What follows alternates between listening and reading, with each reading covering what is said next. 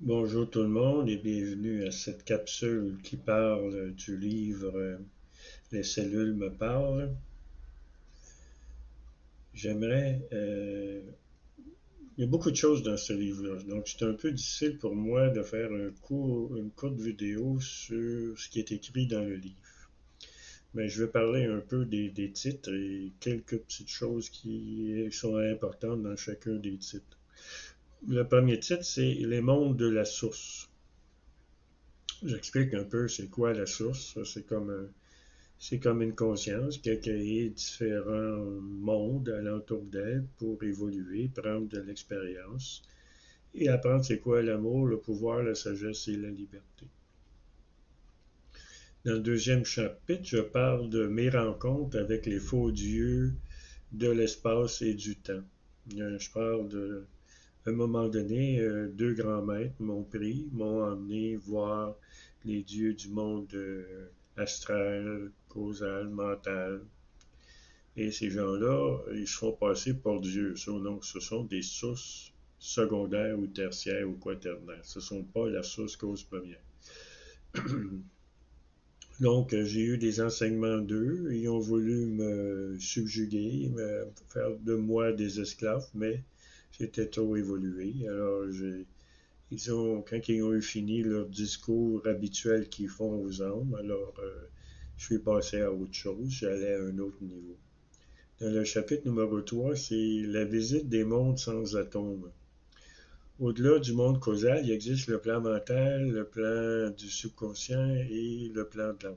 Dans ces endroits-là, il n'y a aucune molécule, aucun électron, aucun proton, aucun neutron. Tout est lumière et son. Dans les deux mondes en bas, dans les trois mondes en bas, astral, causal et physique, il y a des atomes. Ensuite, dans le chapitre 4, je parle de la conscience multidimensionnelle et le temps. Il y a beaucoup de choses dans ce chapitre 3-là, et j'explique différents aspects du temps et des mondes qui sont au-dessus de nous et au-dessus de la 3D, parce que la 3D, c'est juste sur la Terre, sur la surface de la Terre et en haut de la Terre, hors de la surface de la Terre, hors de notre corps physique, mais il existe les autres plans. Alors, j'explique un peu comment changer les choses dans notre vie. Ensuite, dans le cinquième chapitre, je parle que vos cellules vous écoutent. Tout dépendant de quoi vous pensez, comment vous êtes, ce que vous faites, êtes-vous positif ou négatif, vos cellules vont réagir à ce que vous pensez, croyez, percevez et ressentez et vont s'ajuster à votre personnalité. Donc, si vous êtes malade, c'est parce que vous avez quelque chose de négatif dans vos pensées. Alors, j'explique un peu comment changer nos croyances, nos pensées, nos idées et nos sentiments. Ensuite, je parle des 5 attributs de l'amour. Bon, ici, je ne les dirai pas ici, là, mais il faut aimer. Il ne faut pas penser à nous, il faut être au service aux autres, mais le service doit être calculé en fonction de nos énergies, ce qu'on a dans notre vie et ce qu'on peut faire. On n'arrive pas, on ne se lance pas à aider quelqu'un si on n'a pas la connaissance, mais il faut l'acquérir avant. Ensuite, je parle des 6 outils des vieilles âmes. Il existe sur Terre des vieilles âmes et des jeunes âmes. Les jeunes âmes ne savent pas quoi faire, sont perdus dans ce monde ici et souvent sont des esclaves de tous et de chacun. Une vieille âme sait qu'elle est ici pour se libérer des mondes inférieurs et puis aider à passer de la 3D à la 4D. Alors, j'explique un peu les différentes composantes des vieilles âmes. Ensuite, je parle, chapitre 8, je parle de la situation sur Terre. Qu'est-ce qui fait qu'on est des esclaves? Il existe des entités qui sont dans d'autres dimensions, qu'on ne voit pas, mais eux nous voient, et puis ils s'arrangent pour qu'on les serve. Et ce n'est pas des gens positifs qui sont là pour aider l'humanité ou travailler pour la source cause première.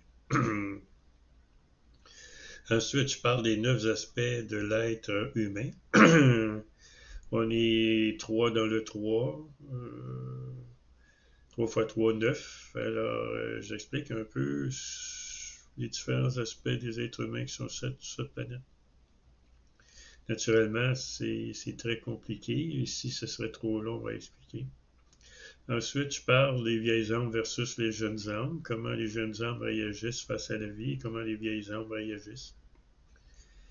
C'est un chapitre très important ici, là. C'est pour si vous voulez savoir si vous êtes une vieille âme ou non et si vous êtes éligible à l'initiation au vortex doré.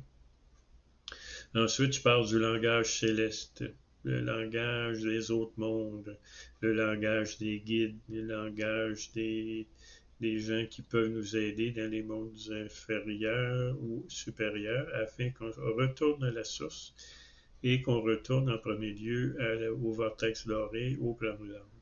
Le but principal de notre vie, c'est se libérer des mondes inférieurs et revenir à la source. Et en dernier, je parle, le chapitre 12, je parle de faire partie de la source ou être seul. Lorsqu'on est connecté à la source, on est guidé. On n'est pas dans notre mental ou notre ego, puis ramasser des choses matérielles.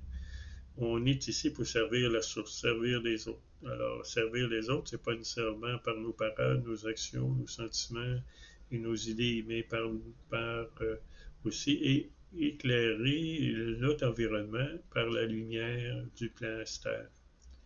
Plus on est grand en spiritualité, plus on est clair, plus les gens qui sont alentour de nous se sentent bien. Alors voilà, c'était un petit résumé de ce livre et je vous souhaite une bonne lecture.